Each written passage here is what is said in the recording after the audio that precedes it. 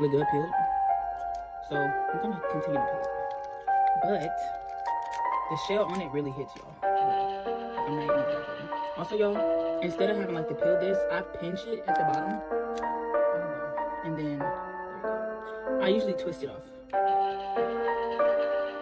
Now I gotta put some pushing. Lobster. Hopefully it's not pregnant. Let's see. Ugh. This look worse than being pregnant. Yo, I just cut that piece off because it was disgusting. It's right there. Lobster. Yo, that was so freaking good.